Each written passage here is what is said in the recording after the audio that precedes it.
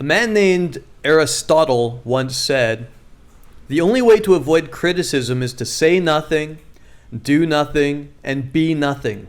I know a lot of guys who they want big things in life. They want to start amazing businesses, but they don't want to present themselves on YouTube or release their music or put out their product.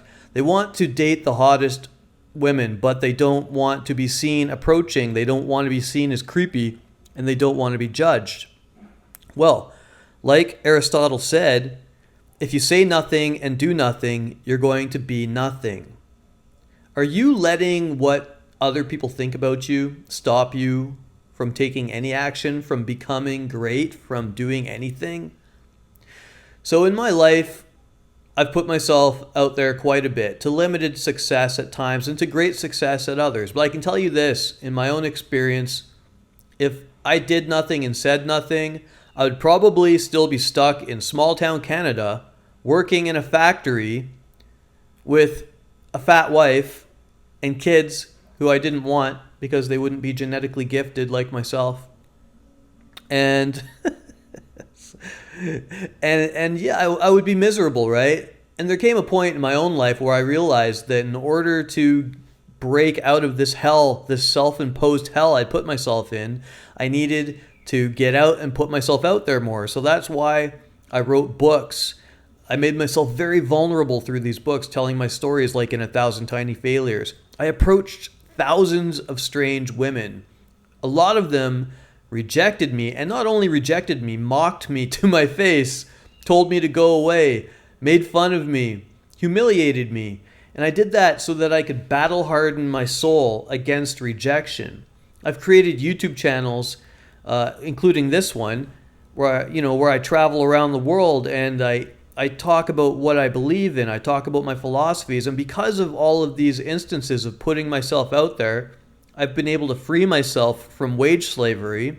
I've dated beautiful women all around the world. I've had sex with more women than I care to count, okay, with gorgeous women. And I think while this might not be what every guy wants, some guys, they just want a normal job. They want a wife that loves them and kids that respect them. That's totally fine. But I'm telling you that if you worry about how you're perceived by society, how other people view you all the time, if this is something that gnaws at you, you're going to have a difficult time even finding that. You're not even going to find the best jobs because you won't be willing to put yourself out there in order to find those jobs, just because you'll never feel like you're good enough. You'll never feel like you're enough to get that gig, to get that girl. So I have guys that pay me thousands of dollars to take them out and teach them how to approach women. Like I'm doing a boot camp in Europe this summer, a few boot camps, and if you're interested, you should email me in the link below. But I take them out to malls, cafes, bars, and I get them to approach beautiful women.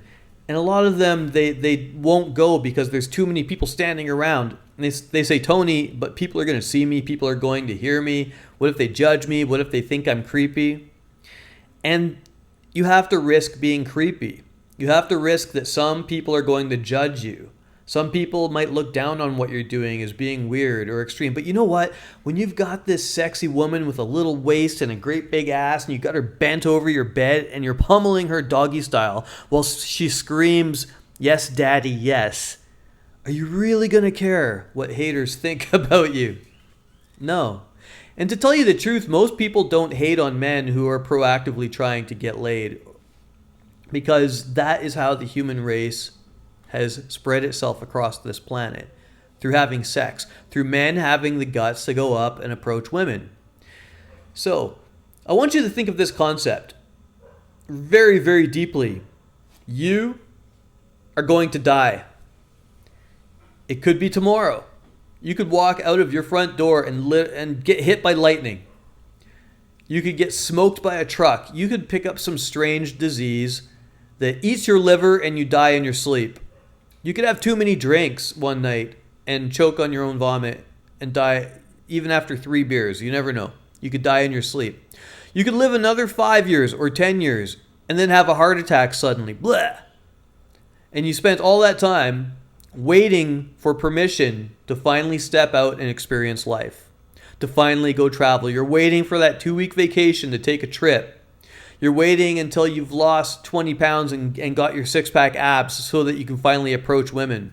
You're waiting and waiting and waiting, and then life just slips by you, and the next thing you know, you're dead. The good news is when you're dead and you're traveling the astral plane, you're really not going to care about your materialistic, animalistic needs and wants that you skipped out on during this reality. However, you want to experience life to its fullest, don't you? You want to achieve the best things you can in this life while you're still here and you're healthy and you're young. It's not a matter of just not caring what people think about you, but it's about grasping and reaching and moving towards something that gives your life meaning. Right? What other people think about you is none of your business. It's none of your business what other people think about you. I see reality like this. This reality is all a creation that I've manifested through the power of my mind and my soul.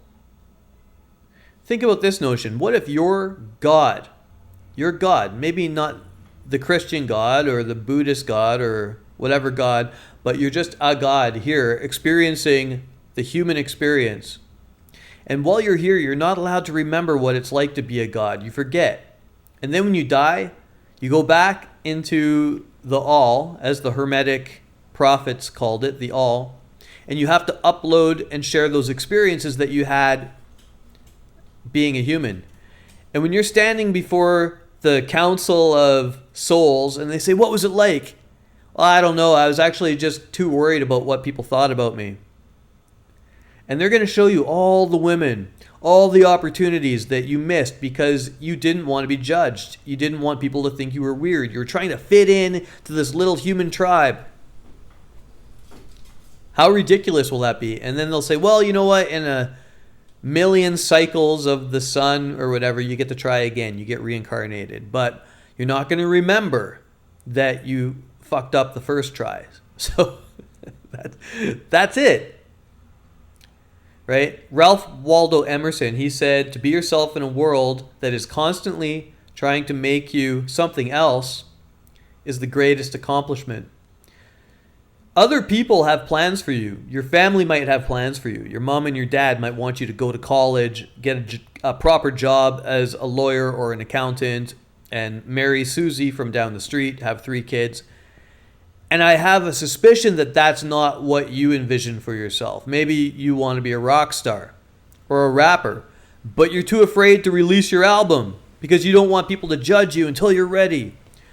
You don't want to get on stage because you're not there yet. Or you want to get a hot woman, but you don't want to approach at the mall because that's not socially acceptable. Or you're worried what people are going to think about you. You're going to die. Like, really, when you're standing there amongst the judge of your life, are you going to tell them, "Yeah, I could have done better, but I was worried what people would think about me"? There's people right now, men right now, all around the world fighting in wars. They're sitting in trenches, wet and cold, with hardly any food. Drones are directing laser-guided missiles onto their heads. In the Ukraine right now, there's an average life expectancy of 7 days. If you're a soldier and you get drafted and sent into the battlefields of the Ukraine, you have 7 days to live on average. Imagine if you got drafted tomorrow and you've spent the last 6 months trying to figure out how to defeat your approach anxiety so you could approach some girls. You should be doing it right now. What is it you need to do? What is it you need to do that you're preventing yourself from doing because your consciousness is projecting a story about what other people think about you? It's none of your business what other people think about you. I actually get angry thinking about this. Imagine this. You're living through your own veil. You're a god that was sent down here, and all of this is a conception of your mind. It's not even real. You're in the Matrix. Why do you care what these other denizens of the Matrix think about you? It's not real. It's all a game. Life is a game, and you play it And then you die. And you take those experiences and you upload it to the cloud. That's basically it. Winston Churchill said, "You have enemies, good. That means you've stood up for something in your life." Haters are people who can't do the job. Critics, same thing. Critics are people who can't do the job. How much do you think I care that people hate on the fact that I teach men how to get girlfriends, how to do day game, how to get laid? Very little. I've had so much hate from it in my life. I've been banned from a few bars. I've had a few people in my life find out about my job and say, "I don't like that you do that. I'm not going to talk to you anymore, Tony." Okay, cool. Adios. Guess what? I got to travel the world. I've been on the front page of major newspapers. I've sold, a lot of books. I've had a lot of sex with a lot of beautiful women. Right now, I'm living in Nicaragua. I've traveled to 26 countries. I get up when I want. I go to bed when I want. I have loving friends and family. My life has been pretty amazing. And I mean, it's not the life for everybody. But if I cared, really, really cared what people thought about me, do you think I would have been able to have that experience? So what's stopping you?